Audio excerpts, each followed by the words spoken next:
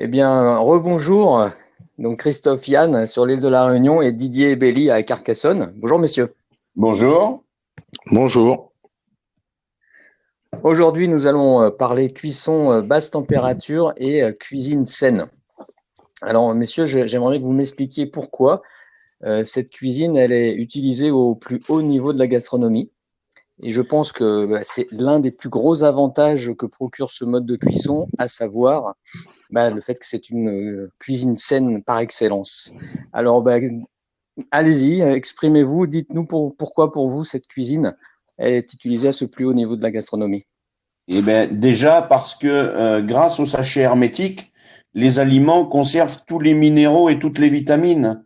Comme ils ne sont pas en contact avec l'eau dans laquelle on fait cuire les sachets, ça empêche la dissolution, la dilution des minéraux et des vitamines dans l'eau. Donc, ces minéraux et ces vitamines restent dans les aliments, ce que l'on ne peut pas obtenir avec une cuisson traditionnelle. Très bien. Christophe, un avis?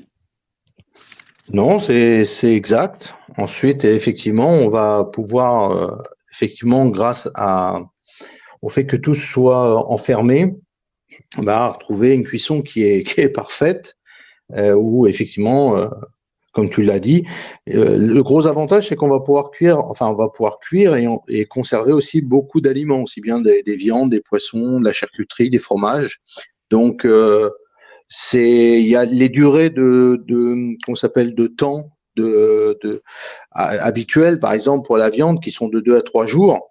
Eh bien, on peut les emmener à 6, 9 jours et voire plus, c'est-à-dire 21 jours et plus. Donc ça, qui est pas négligeable, quoi. Et en gardant effectivement une qualité optimale. Et voire même, on va obtenir même des goûts, des saveurs beaucoup plus subtiles.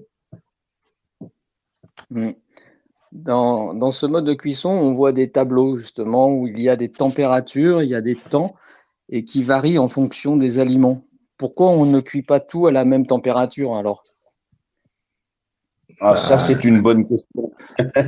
Alors déjà, parce que si on veut cuire de la viande, déjà, ça dépend de quelle viande on va cuire, mais si on veut cuire de la viande et qu'on veut qu'elle soit parfaitement tendre, il est préférable de la cuire à une température inférieure à 75 degrés, puisque à une température inférieure à 75 degrés, ça a un effet sur le collagène qui va se déliquescer un peu. Et, euh, et donc, ça va attendrir la viande. Donc, mais par contre, des légumes, faut les cuire à 85 degrés parce qu'en dessous, ils vont pas se cuire, ils vont pas cuire. Donc, c'est normal qu'on ait des températures de cuisson différentes.